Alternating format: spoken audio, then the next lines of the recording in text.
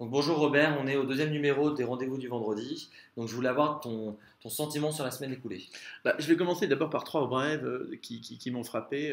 Je ne peux pas ne pas parler du succès de Zemmour et du site français, numéro un des ventes. Je veux dire, une fois de plus, la fracture sociale est en route. Je trouve ça choquant, enfin choquant et représentatif. Le deuxième point, ça peut être un peu anecdotique, mais je suis de plus en plus fasciné par Marine Le Pen et le Front National, qui imagine la solution dans un village gaulois assiégé. Je pense qu'elle a trop lu Uderzo quand elle était petite et Astérix. Elle a simplement oublié qu'on n'a pas de potion magique, donc c'est plutôt Assurance Touriste, elle chante faux.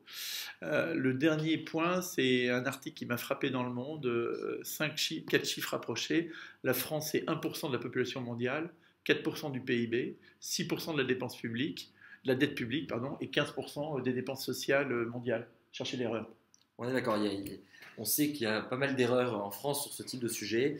Il y a deux points qui m'ont marqué cette semaine. Premier point, c'est le rapport de la Cour des comptes sur les collectivités locales, avec le dérapage annoncé encore des collectivités locales à hauteur de 11 milliards d'euros, qui s'explique principalement par l'absence de mutualisation entre les communes d'un côté et les groupements de communes, où, juste deux chiffres, en 12 ans, 1,6 milliard à 6,3 milliards sur les groupements de dépenses, pardon.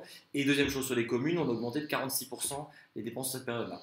La question, et là on en revient aux recommandations de nos citoyens, c'est un regroupement, une absorption des communes par les groupements de communes, et après la question du contrôle des dépenses. Et pendant que les dépenses d'équité locale augmentent, je crois qu'on a tapé dans la défense, c'est bien ça? Et voilà, et on a tapé dans la défense comme toujours, on pourrait dire, avec encore des réformes concrètes, ambitieuses, professionnelles sur le ministère de la Défense qui sont annoncées par le gouvernement, alors même que la défense est un petit peu à l'os aujourd'hui. Ça fait 50 ans qu'on tape sur eux, et dans un contexte où on a l'international, énormément de sujets internationaux émergent, la Syrie, le Mali et la Centrafrique, et que en plus c'est une armée qui aujourd'hui fait bien son travail. Et la conclusion pour moi là-dessus, c'est encore une preuve de lâcheté par nos hommes politiques qui se concentrent sur la grande muette parce qu'elle ne réagira pas. Et on peut mettre ça en parallèle avec ce qui s'est passé et toutes les discussions, les tractations sur le budget européen, le budget français pour 2015, où les retours de la Commission, en tout cas ce qui se dit, les bruits, on n'est pas clair, on n'est pas concret, on ne comprend pas où seront les mesures de réduction de la dépense. Voilà, et dans le même temps, alors on a le docteur Macron, excusez-moi de t'es révérencieux pour notre ministre de l'économie, qui développe l'art des mots. Alors avec un discours qui est incroyablement exact. Il nous parle de défiance, il nous parle de complexité, il nous parle de corporatisme. Il complète même en disant qu'il veut simplifier le corpus législatif, je le cite. Il affirme que la réussite ne doit plus être une honte dans notre pays. Donc je dirais franchement, il a tout juste en termes de diagnostic, en termes de mots. Mais alors en termes d'actes, je trouve ça incroyable. De quoi il nous parle? Il nous parle du travail le dimanche, il nous parle de la justice prud'homale, il stigmatise quelques professions réglementées et le transport par autocar.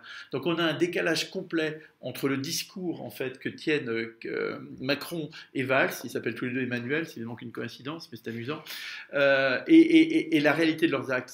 En fait, ils sont prisonniers. Ils sont prisonniers de leur majorité, ils sont prisonniers de politiques qui ont amené la France là où elle se trouve, et d'un président qui n'a ni vision en fait ni majorité.